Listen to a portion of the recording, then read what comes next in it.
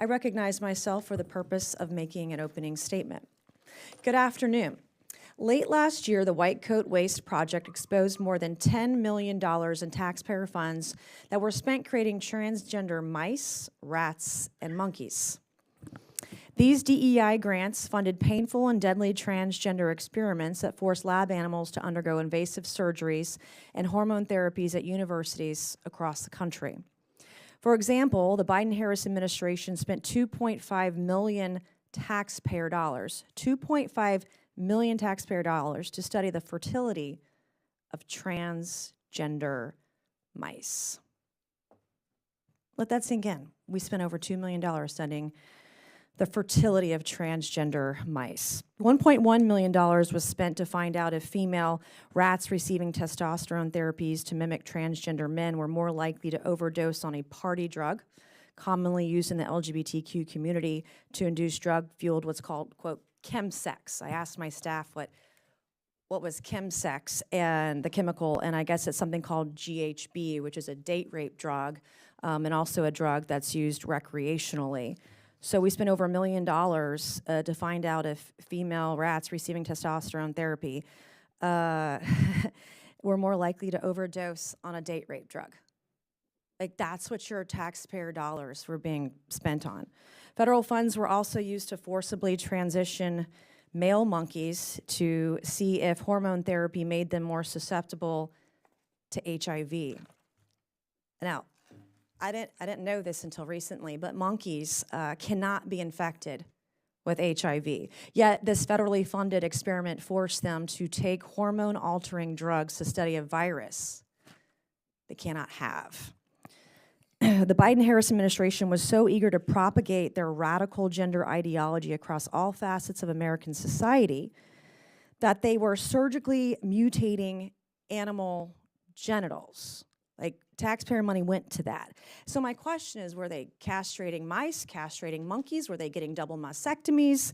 The language that they used in many of these experiments were, quote, gender-affirming care, which I learned about 3 years ago what that meant. I thought that was maybe just some hormones or something something like that, but apparently gender-affirming care is actually surgical mutilation of genitals, and apparently it's not just humans, they're doing it too. We were doing it with taxpayer dollars to animals. It's well known that because of the differences between animal and human biology, animal testing frequently does not produce results relevant for humans. In fact, 90% of novel drugs that are successful in animal tests fail in human clinical trials. Today's scientific questions are so complex that we have well surpassed a time where it is useful or appropriate to rely on inhumane animal experiments to answer them. Recently developed technological tools can more accurately model human biology and identify solutions that are more useful for human patients. But it is often the federal bureaucracy that prevents these new technologies from being used. Instead of adequately investing in these innovative alternatives, the federal government has continued to funnel taxpayer dollars towards cruel animal experiments. Today, most of the 27 NIH institutes and centers conduct or support animal testing, as does the Food and Drug Administration, the U.S. Department of Agriculture, the Department of Veterans Affairs, the Department of Defense, and countless other agencies. We have some beagle puppies here with us today. Beagle puppies have gone through some of the worst medical experiments. I mean, drugging them with cocaine, having insects eat at them and their bodies so much until they die, drugging them until they die. These are God's creatures, and they're beautiful, and you can see them sitting in the front row today. So we thank the folks who are here and brought these beautiful beagle puppies here today. In fact, the U.S. government spends in excess of $20 billion a year conducting experiments on animals. The White Coat Waste Project found in 2021 that the NIH, the National Institute of Allergy and Infectious Diseases, a component of NIH at the time, ran by Dr. Fauci, spent $1.68 million force-feeding toxic drugs to beagle puppies between 6 and 8 months old before dissecting and killing them. The conversation we're having today is important. In 2022, due to public criticism lobbied against Fauci's NIAID by me and other members of Congress, another $1.8 million experiment to abuse beagle puppies in various drug tests was canceled.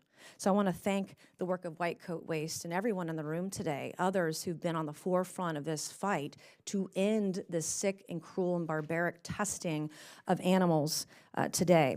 Thanks to one of our witnesses, Justin Goodman of White Coat Waste. We have in the audience, I already know, the beagles are here. The beagles are a reminder of the real cost of animal experimentation. So I'm looking forward to this conversation this afternoon regarding wasteful government spending on animal cruelty. And I also want to say, before I yield over to the ranking member for her opening statement, that this is a nonpartisan issue. Ironically, in oversight, while we might fight a lot in public, we are actually very nonpartisan here, and some of the most nonpartisan work in Congress comes right through this committee. So I want to thank the ranking member, look forward to working with you, and I yield to you for 5 minutes for your opening statement. Thank you.